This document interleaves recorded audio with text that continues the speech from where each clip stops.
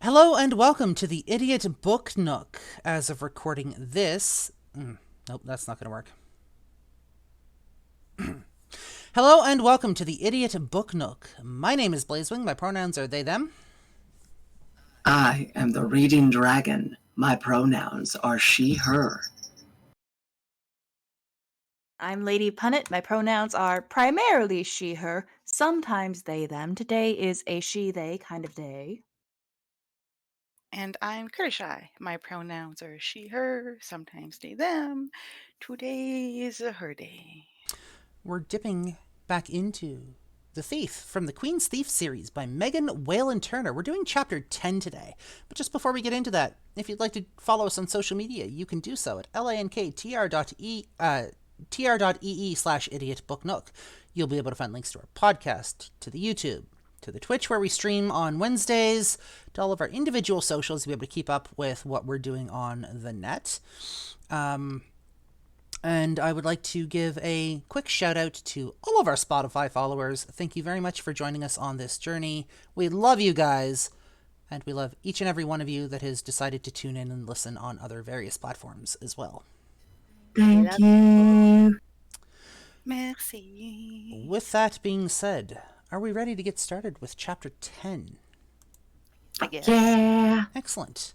In that case, narrator, take it away.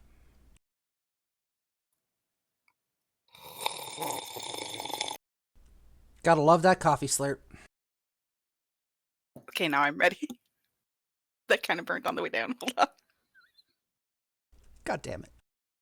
Don't burn yourself. You need your vocal cords. Take care of that instrument of yours. You're not my All right. real mom. No, I am Dragon Mummy. When I woke, the sun was up and the day was already warm. I was on the sandy bank of the Aractus, my feet still in the water. The river lifted them and tugged gently, but not as if it still hoped to suck me in. It was moving quietly between its banks and seemed willing to make peace over the loss of Hamaithi's gift. At least that was my thinking as my eyes opened. A moment later came a more sensible questions. Had I tried to escape the last maze at the last minute the night before and been trapped by the river, hallucinating everything else? The obsidian door, the gods, Hephaestia, and Hamaithi's gift? Altogether, they seemed to make a likely fantasy that would fit well with my dreams during the past week. I wondered if I could have invented the cloth on Oceanus' robes and the way it had felt, first satin cool and then velvet soft. My fingertips brushed against each other at the memory, and I looked down to see what I held in my hand. Still caught in my palm, after a night in the river, was the poor plain gray and white spotted stone, Hamaithi's gift. Covering that hand with the other, I closed my eyes and thanked Hephaestia and Eugenides, Oceanus, Moria, Aractus, and every god and goddess I could remember. Then I pulled my feet out of the river and dragged myself up to where the sand was dry, and laid down to sleep a little longer. The Magus, Pole, and Sophos found me there. They had seen the stone door from the cliff lying in the clear water, beyond the waterfall, and had walked downstream with their packs in case they might find my body and give it a decent burial before turning towards home. I woke to find them standing around me. Well, The Magus said when I rolled over. that is good news at least. As I sat up, he leaned over me. It is a great relief to my conscience that you are not drowned, Jen. He patted my shoulder awkwardly. We are alive and you are alive, so this expedition was at least not the disaster of earlier ones. If we fail to retrieve Hamaiti's gift, well, perhaps someone else found it first, and perhaps it was never there at all. I had meant to make him wait a little, but he sounded so bleak that without meaning to, I rolled my hand over and opened the fist so that he could see the gift resting on my palm. His knees seemed to weaken, and he squatted down beside me with his mouth open. I smiled at his wonder and my own delight. I was taken aback when he put his arms around my shoulders and hugged me like his own son, or anyway like a close relative. You are a wonder, Jen. I will carve your name. I will carve your name on a stele outside. Steely. Steely? What's a steely? It's like a grave marker, A placard. no, it's like a pillar. Oh, okay. On the steely outside the basilica, I promise.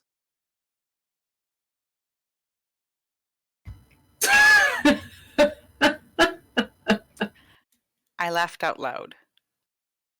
Where was it? I told him about the obsidian door and the stairway to the throne room, but I stumbled a little. When it came time to mention the gods, I passed over them. It didn't seem right to talk about them in the light of day with people who didn't believe and might laugh. If the magus noticed, he didn't comment. The river came down just as you said it might, He told me. and washed right across our campsite on the lower bank, so we owe you for our lives as well as this. He looked down at the stone he held in his hand. Is that really it? Sophos asked. How can you tell? The magus flipped it over so that he could see the lettering carved there, the 4 symbols of Hephaestia's ancient name. But it's just a plain rock, Said Sophos. Do you have any doubts? I asked. No, Sophos admitted. I just don't understand why I'm so sure. In the story the other night, I told Sophos. when Hephaestia rewarded Hamiathes at the end, hold on, Hermiotes. Hamiathes at the end, she was supposed to have taken an ordinary stone from the river and dipped it in the water of immortality. So it's just a rock. He asked. Not entirely. Said the magus. Look carefully at it in the sun. He handed it back to me. I bounced it in a moment in my palm. It was rounded oval, and just the weight I thought to go in a slingshot. But I looked closer, and the letters carved in the side of it, and saw the sun glint off something blue at the bottom of the carving. It's a sapphire. I said. At least, part of it is. I peered down the hole bored from top to bottom, then flipped it over. And looking closely, I could see where the water had worn the stone smooth and uncovered a few blue flecks of the gem inside. There is a description of it in the scrolls of the High Priest of Edis. Said the magus. Whenever anyone produced a stone, the High Priest compared it to the scroll's description. No one but the priest could read the description, so no one could offer a successful copy. Probably because someone who is already as wealthy and powerful as a High Priest of Edis is difficult to corrupt. Or he's corrupt already and doesn't want to share his power. I said. But you know the description. Sophos said to the magus. Yes. How? I asked. My predecessor visited the high priest during a trip as an ambassador to Edis. He offered the priest a drugged bottle of wine and then looked through the libraries while he was unconscious. He didn't think that the description of the stone was particularly important at the time, but I found it noted in his journals after he disappeared. I shuddered at the idea of poisoning a high priest. For the sort of crime they were still throwing people off the edge of the mountain, You're wet, Jen. said the magus, mistaking the cause of my shivers. get into some dry clothes, and get something to eat. Then if you have the strength, to I'd like to get at least partway across the dystopia. The rest of our food is with Ambiades. So I ate the last of the jerky. The bread was gone. Sophos filled the cup with river water for me and set it aside until the silt settled. I had once again lost the tie for my hair, so I asked Pole for some string. He offered me 2 pieces of leather thong, one longer than the other. I tied up the end of my braid with the long one and kept the short one to use later.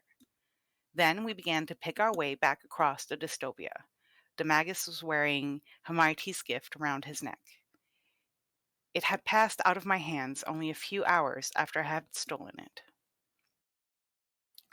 The sun got hot in the middle of the day. We crawled onto the shade of tilted rocks and slept for a few hours. We reached the edge of the olive trees as the sun was setting, but we were still more than a mile above the campsite where we had left Hybiades. The sky was light as we walked south, but the groves were dark. Through the darkness, we saw Hybiades' fire blazing. The magus shook his head. He'll have the fire watch out from 50 miles away. He sent Pole ahead to put it out, or at least reduce the blaze, so that when the magus, Sophos, and I got to the clearing, Ambiades was over the first shock of seeing us return alive.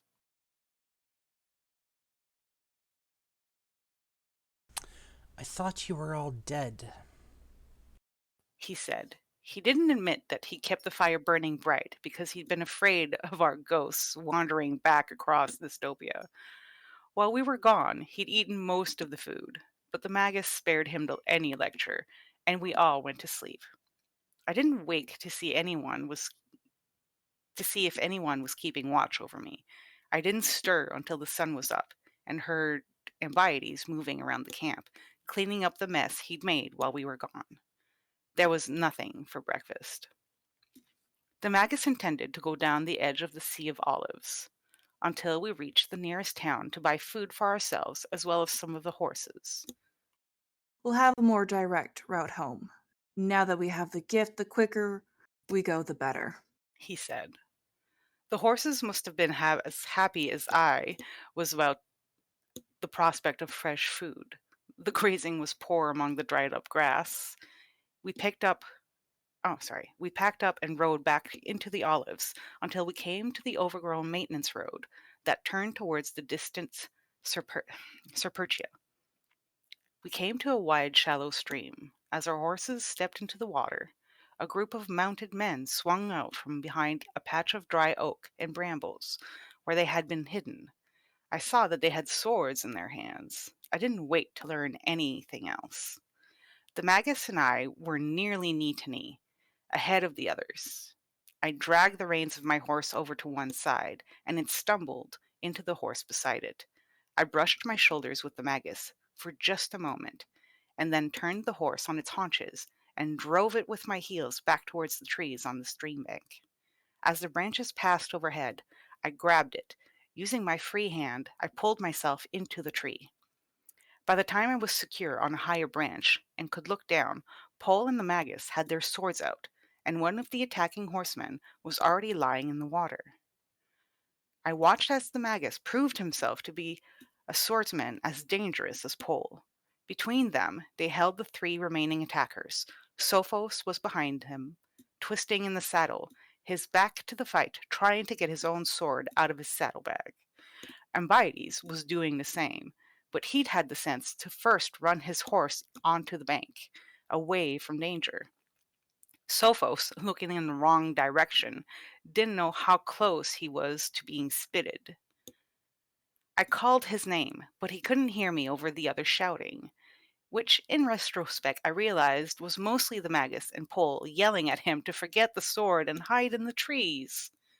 Pole was being drawn out by one of the attackers, leaving the magus to fight 2 of them, and Sophos still unaware of his danger. His attention was on his sword belt, which was caught in the buckle of his saddlebag. Swearing, I stood up on my tree branch and rushed along its length. I threw myself face down, lying mostly on the main limb and partly on the other outer branches, and reached through the prickling leaves. All that I could reach of Sophos was his hair. I grabbed that and pulled him off balance just as a horseman slipped between the magus and pole. Sophos fell face first off his horse, almost taking me with him. He landed in the mud, with his horse between him and the fighting, and if he'd stayed down, he would have been safe. But he struggled to his feet, sword in hand, as the cursed horse moved away. He was left standing, with his mouth open, looking at the lifted sword of his opponent. I closed my eyes, but at the last possible moment, he must have shifted his weight and parried the blow aimed at his head. His return to guard position was slow, and I don't know what he would have done next, being too far off balance to recover, but he didn't need to do anything. As I opened my eyes, Pole slid his sword into the man's ribcage, nearly to the hilt. The man grunted and hung for a moment on the sword before he slid off into the water. There was another splash on the far side of the stream as the magus finished his opponent as well. I pulled myself upright on my branch and moved back towards the trunk of the tree. There were 4 riderless horses stamping around in the muddy stream.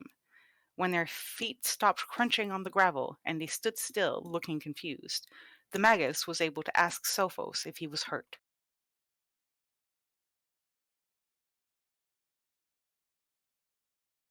Odin. No, I'm fine. No, I'm fine. Good. Ambides? No, I'm fine. Pole? Nothing serious. He was mopping up blood from a slice just below his elbow. And Jin, I see you found a safe place to wait while we were busy? I opened my mouth to point out that I didn't have a sword to defend myself with. Not that I wouldn't have climbed the tree anyway, but instead I stared at him with my mouth hanging open like a horrified gargoyle. I pointed to his shirt. He lifted one hand instinctively, checking for a wound, before he realized. Hermione's gift was gone. He looked down at the neatly sliced leather thong lying over his shoulder.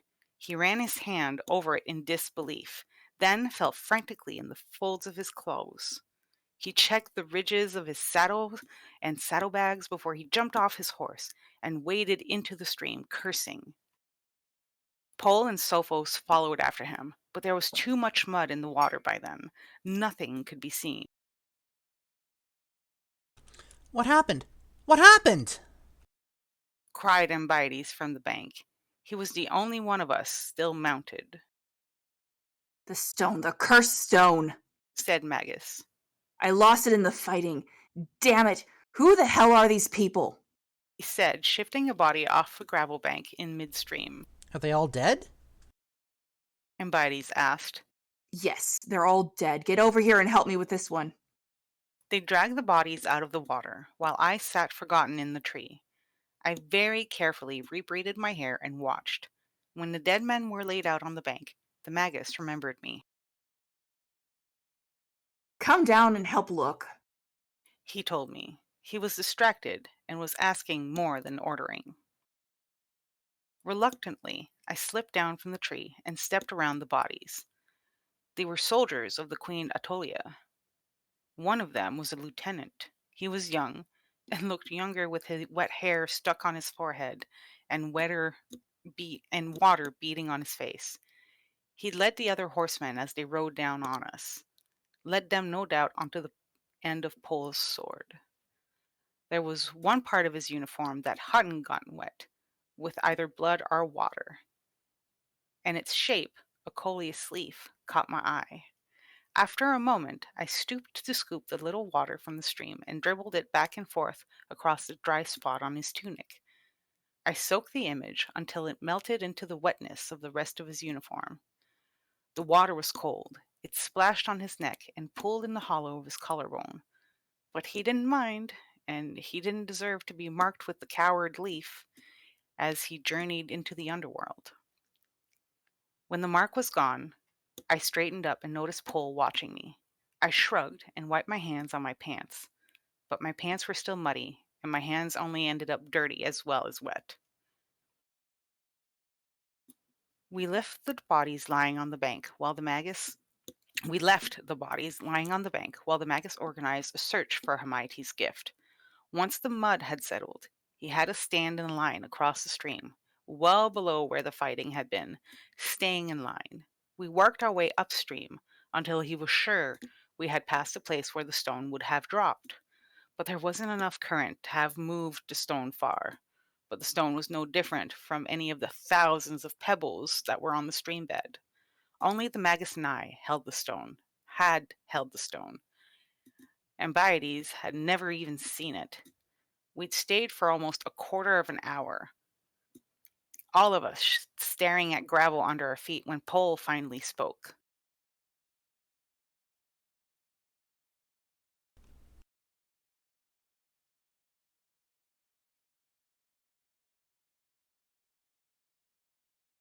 Nope. The men-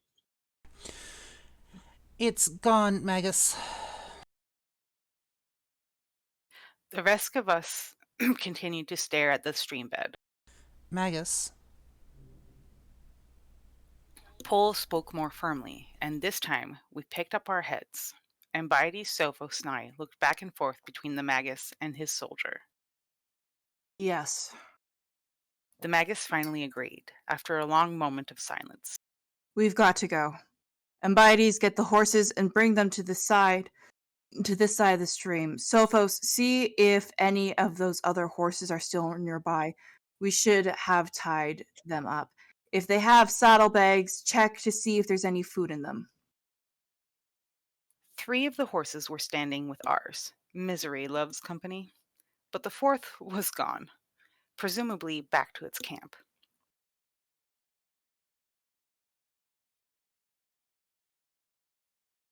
Time to catch it now. Said the magus.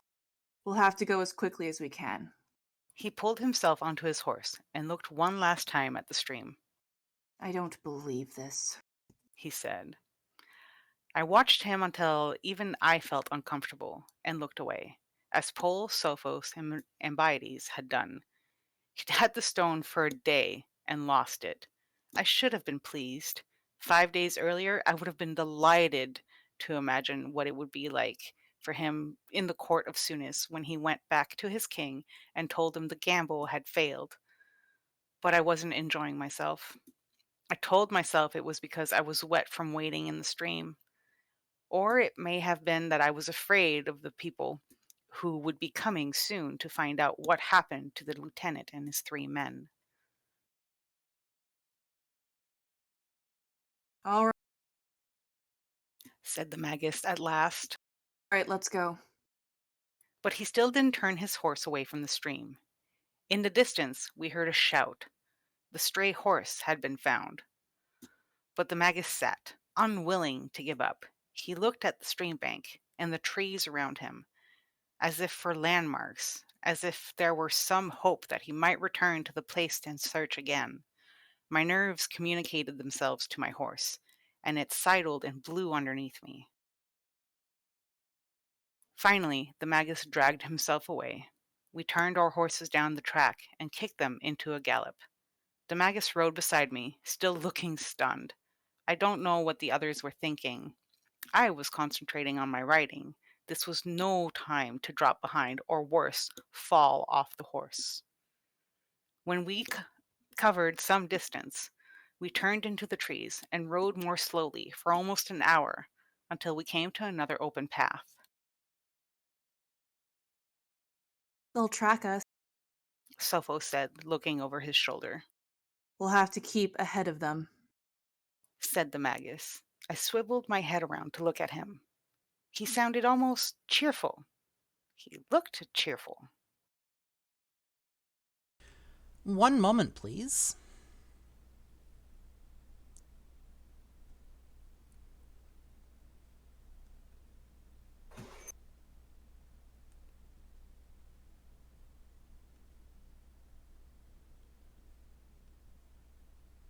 I'm assuming Lady Punnet's food has arrived.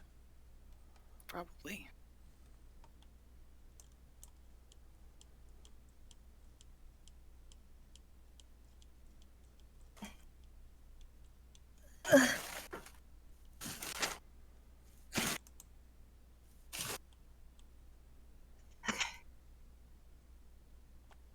little your turn. danger adds spice to life, Jen. He told me. I was stunned at his recovery, and it must have shown.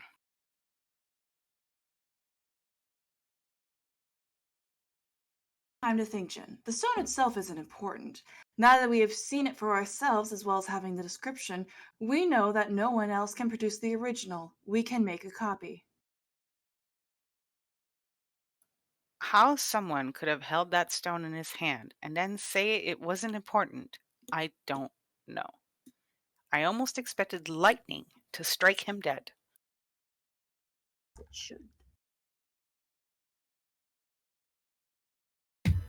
What about the fact that the stone is supposed to carry its own authority? I snapped. You're supposed to look at it and know that it is Hamayathe's gift. We'd all felt that, I thought, by the banks of the Aractus. But the Magus had an answer. That will be dismissed as superstition. He said confidently. We'll manage just fine. All of my work could be thrown away. He would manage. I gritted my teeth. The Magus turned to speak to Pole. We'll follow this track into the cultivated grove, then cut through those towards the main road. If they haven't seen us, we might hide in traffic. If they have, we'll swing back under the olives and use the maintenance paths as much as possible. What about food? I asked. My tone nettled him.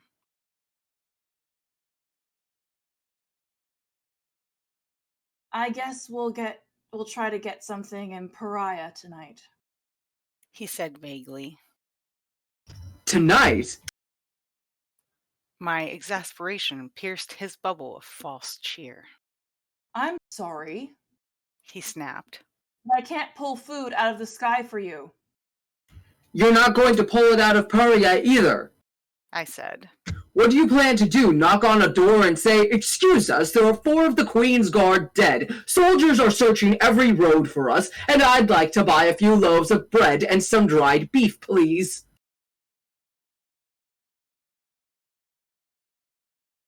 You suggest, oh, Oracle of the Gutter.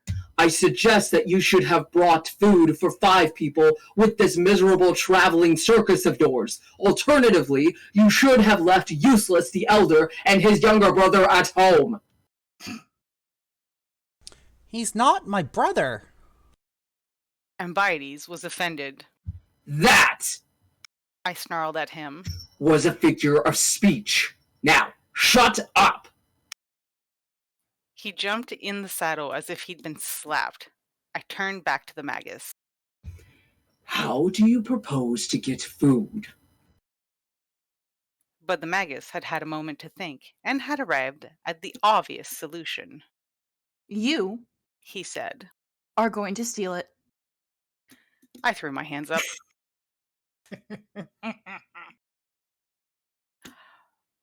Paria was an old town. Like many, it had outgrown its walls and was surrounded by fields and farmhouses. I walked through kitchen gardens, harvesting whatever my hands found in the dark. I dropped what I gathered into a bag I had taken from a shed at the first house I passed. Once I got too close to a goat pen, and the occupants bleated at me. When no one came out to check on them, I went in and collected 2 cans of goat milk from the settling shelf. I was thirsty as well as hungry, and drank one of the cans while I was considering burgling someone's kitchen for leftover bread. I decided against it. Stale bread wasn't worth the risk, but I did slip into the hen house of one of the larger homes I passed to wring the necks of 3 chickens. I dropped them into the second bag and left town. The Magus and the others were waiting for me in the trees on the far side of the onion fields. I hadn't been keen to risk my neck for them. There had been recriminations of uselessness as we rode. Ambiades hadn't liked it when I suggested he should have been left home. I pointed out that he'd been no help at the ford. He pointed out that I had climbed the tree. I pointed out I had no sword. He offered to give me his point first. When I'd left the others in a rare grove of almond trees outside town, the Magus had told me he'd given me an hour, and if I wasn't back by then, he'd find the town center and shout thief at the top of his lungs. In the dark, he hadn't been able to see the contempt on my face, but he could hear it in my voice. Be sure to shout, "Murderers, murderers too!" I said. His answer had followed me as I walked away. I'll make sure that we all go to the block together. Everyone looked sadly at the chickens when the Magus said there was no time to cook them. Pole tied them to his saddle, and we headed off into the dark, eating handfuls of raw vegetables and crunching grit in our teeth. There's a livery stable on the main road at Kalia. The Magus said. We can steal a change of horses there. I choked on the spinach I was chewing. We can what? It's another 2 hours ride if we push the horses. He went on, ignoring my interruption. We can find a place to camp by the road. There are enough travelers that we won't be noticed. We'll get a couple of hours sleep. Pole, you could put the chickens into the fire and we'll get the horses and ride on. We should lose them when we cut away from the main roads, away from the Serchia pass to Edis. They won't expect that.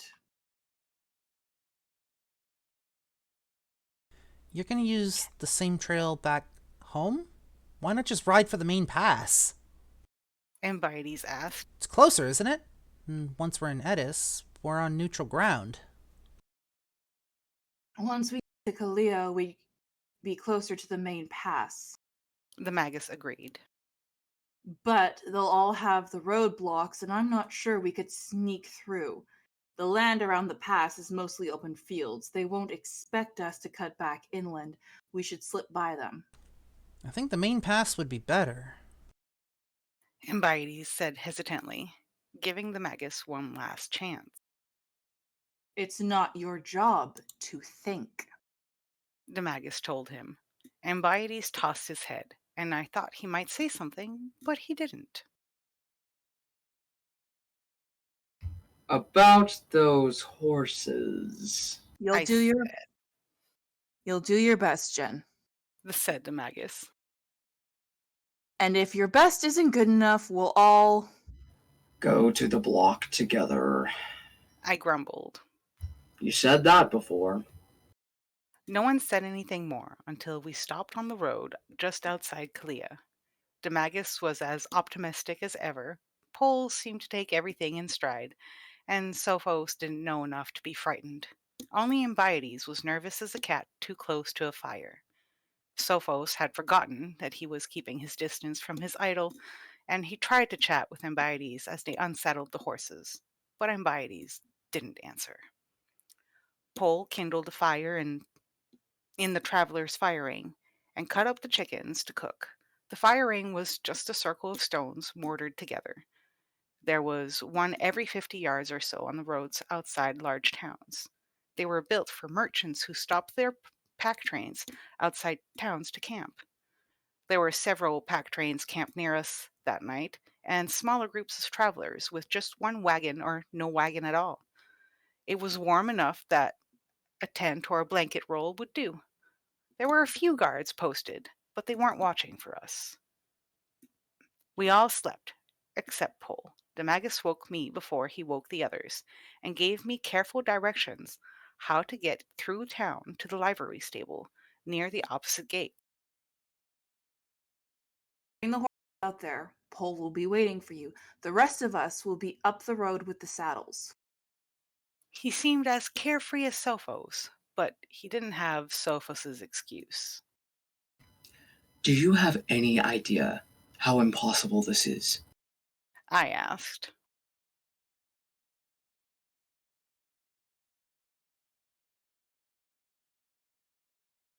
Oh, sorry, that's my bad. Yeah, I asked him. He laughed. I thought you could steal anything. He gave me a shove on the shoulder and started me down the road. Things? I hissed to myself as I walked. Don't make noise. Thank The God. moon was still up, and there was enough light to see the road in front of me. When I got close to the town walls, I could see by the light of the lanterns burning by the gates. They were open. They probably hadn't been closed for years, but there was a guard in the archway. He was supposed to be watching for suspicious people, like me. I couldn't think of a plausible excuse for coming into town at such an hour, so I avoided the problem altogether by circling away from the gate and climbing over the wall out of the guard's sight. I dropped down into someone's backyard, then worked my way between the buildings until I found a wide street that I hoped was the one the Magus had mentioned in his directions. I hurried through absolutely empty intersections, listening at every corner for footsteps of the watch, but I met no one. I was on the right street, and I found the library stable and the inn next to it without trouble. Both were closed for the night, of course. Wooden shutters were pulled over the windows of the inn, and the gates to the courtyard were closed. I listened again for the watch, and when I heard nothing, I pushed open one of the gates after lifting its post off the ground so that it wouldn't scrape. The post fit into a gap between the flagstones, so the gate wouldn't swing closed again. When I peered into the stable, I found the ostler asleep in his chair on one end. Good luck for me. Not only was he asleep, but I guessed by the empty bottle on his left that he was drunk as well. I collected 5 leading straps from a peg over my head and slipped down the rows of stalls, looking into each one at a sleeping horse. I picked 5 that I thought were mares and woke them with a whisper. I clipped the straps to their halters, and then I opened all the stall doors, carefully, so that there was no squeak, starting with the one furthest from the holster. The horses lifted themselves to their feet, puzzled at being disturbed at such an odd hour. They made small noises of inquiry, none loud enough to wake the hostler.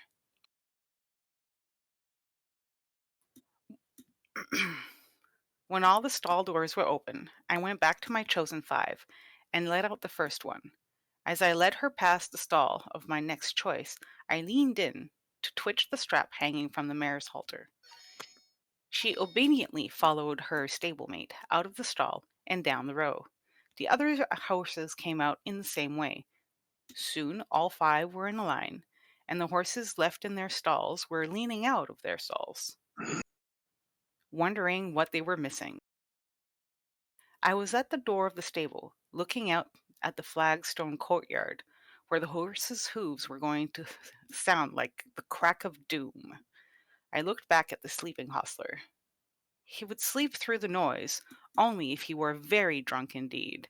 There was no way to know how much had been in the bottle when he started. There was an obvious solution, but I was a thief, not yet a murderer. I sent a hasty prayer to the god of thieves that the horses would keep quiet and that the hostler was blind drunk. Then I shuffled around until I had all 5 leading ropes in my hands and drew the horses out. The silence was so profound that I turned back to make sure that the horses were following. It hadn't occurred to me that the gods I'd seen silent and unmoving in their temple might still be taking an interest in me.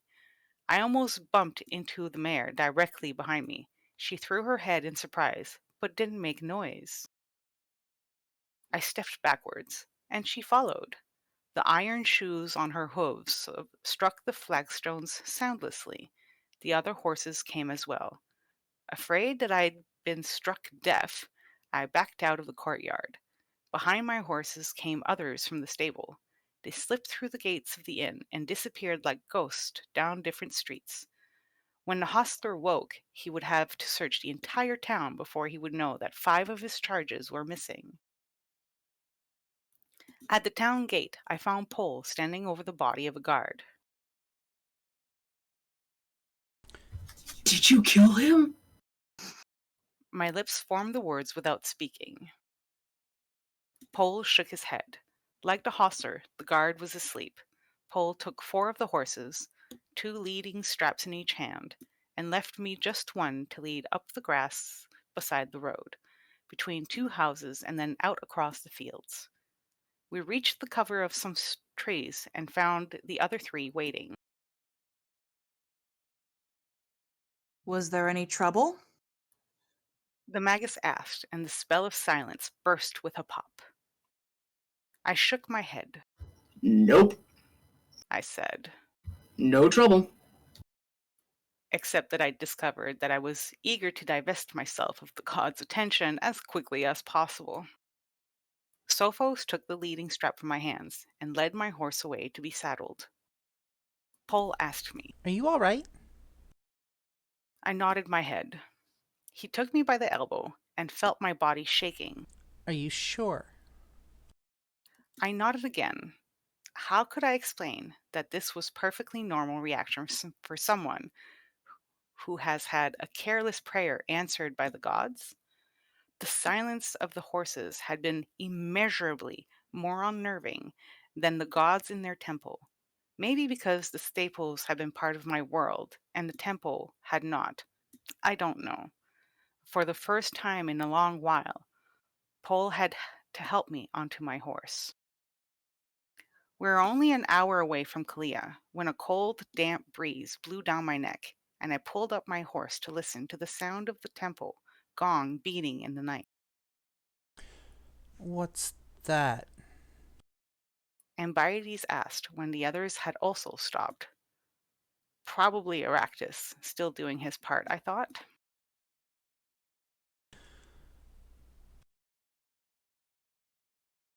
One moment. You have a distracted dragon. Sorry, my cat is being a shit. So it's being a cat. Speaking of, one moment. This is what I have to deal with.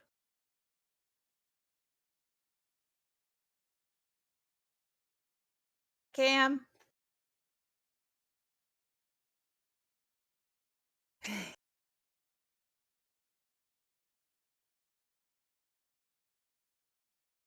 So another thing I'm looking at is desks for like 2 people.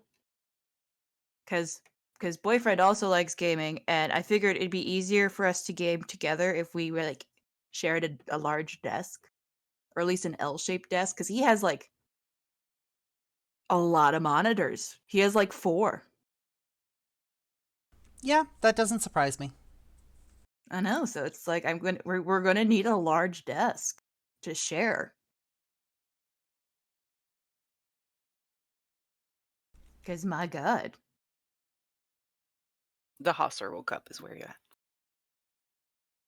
at. Mm.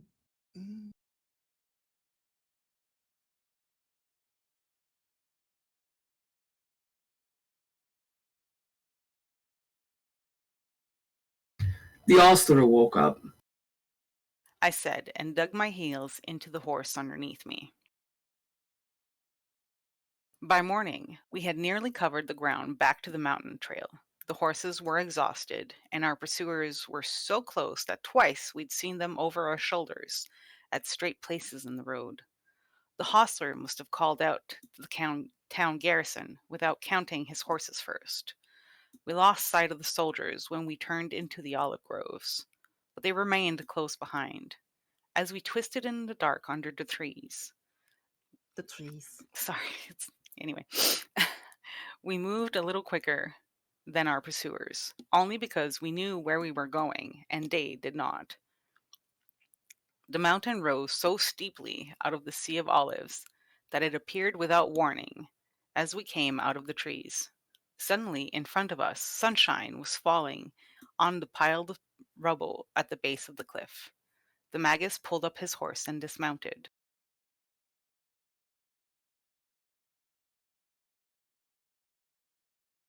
Not many people know about this trail. If we can get up the cliffside before they see us, they might not know where we've gone. Doesn't Edith begin here? Won't we be on neutral ground? Sophos asked. Only if there's enough Edians. Edi- Edicians? Odysseans. Edicians to insist on it. Said the Magus, and slapped his horse with the riding crop, sending it down the alley between trees and mountain, followed by the other horses.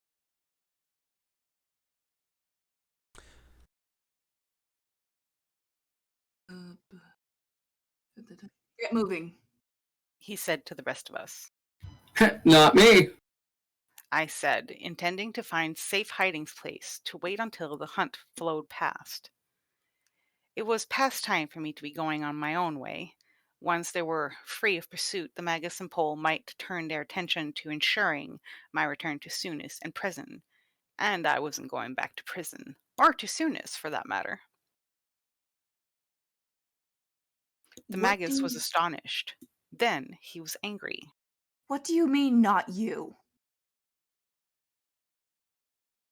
I'm not going back to prison or the silver mines or some other hole in the ground. I'll take my chances in Atolia. You think I would take you to the prison? The Magus asked. You think I would trust you? I answered unfairly. He hadn't given me any reason not to trust him, but everyone remembered my comments in the mountains about the probability of a knife in the back. The Antolians will kill you just the same. More painfully, probably. They'll be too busy chasing you. The Magus glanced over at Pole. You don't have time to waste forcing me. I pointed out. He threw up his hands. Fine. He bellowed. Go die on the sword of the Antolians. Be drawn, be quartered, be hung, I don't care. Spend the rest of your life in one of their dungeons. What possible difference would it make to me? I sighed. I hadn't intended to offend him. Leave me a sword, I said without thinking. and I'll do my best to slow them down. I could have bitten off my own tongue, but the Magus didn't take me up on my offer. He snorted in disbelief and turned away. The others followed, but Sophos turned back a few hesitant steps. He awkwardly pulled his sword free from its scabbard and offered it, hilt first, in my direction. It's not any use to me. He explained truthfully. It was a beginner's sword, lighter than a regular one, but better than nothing. I took it by the blunt part of the blade, just below the hilt, and raised it to him before he turned in a hurry after the Magus, who had looked back once to snort in contempt before disappearing between the boulders. I chose a nearby boulder and climbed up the side of it. Once I reached the top, I was above the eye level of any passing horseman, and it was a good hiding place as any. Any pursuers would ride by without being aware of me, unless, of course, I jumped down on them, waving a sword. I couldn't imagine what had possessed me to suggest such a thing to the Magus. I'd sworn to the gods from the king's prison that I wasn't going to embroil myself in any more stupid plans. Of course, I hadn't actually believed in the gods at the time, but why should I care what happened to the Magus and his apprentices? I spent 10 minutes sweating in the sun, reviewing all the reasons I didn't like the Magus and everything he stood for, and trying to ignore the grisly image of all of them being beheaded. There was a jingle of bits, and several hundred yards away, the Aetolians appeared one by one from the cover of the trees. They paused to look at the hoofprints leading towards the main pass, then ignored them, riding directly towards the Magus's secret trail. They weren't the garrison from Kalia, like the other soldiers we'd met earlier. They were dressed by the colors of the Queen's Guard. I told myself one more time, as they passed beneath me, that the only reasonable thing to do was to wait until they passed, so that I could sneak down the far side of the boulder and disappear into the trees. Then I jumped onto the shoulders of the second rider from the front. The other horses were moving too quickly to stop, and as I hit the ground on top of the Aetolian, I saw a hoof land on the turf several inches from the end of my nose. The Aetolian struggled up on top of me, just in time to be hit by a following hoof. The horse came down as I scrambled away on all fours, dragging Sophus's sword. I'd managed not to stick the Aetolian, his horse, or myself. I got to my feet and ran. Once I was among the olives, I could move faster than the men still on horses, and I was well ahead of those who'd been thrown. I was heading for the patch of dry oaks I'd seen from the cliff top 10 days earlier. The oaks grew low to the ground, and I counted on their tightly packed leaves to hide me. Without dogs, the pursuers had little chance of dragging me out, and I could stay under cover until nightfall, then disappear in the dark. The solid mass of oak trees was visible between the trunks of the olives, and I was slowing down, trying to pick the best place to dive into the cover of their leaves, when a second party of horsemen appeared and cut off my escape. Unable to outdistance them for long, I swung back towards the mountain, hoping to get among the rocks, where I couldn't be ridden down. If I could climb the cliff face, and if they didn't have crossbows, or, gods forbid, guns to shoot me with, I might get away, or at least surrender without being killed first. I pounded across the hard-packed dirt until under the olives, and some of the part of me. Sorry, guys. I pounded across the hard-packed dirt, under the olives, and some small part of me that should have been thinking something more sensible noticed that my strength had returned since I left the king's prison.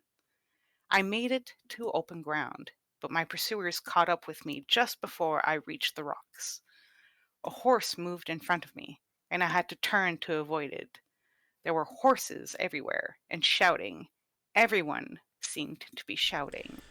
And that brings us to the end of Chapter 10 of The Thief from the Queen's Thief series by Megan Whalen Turner.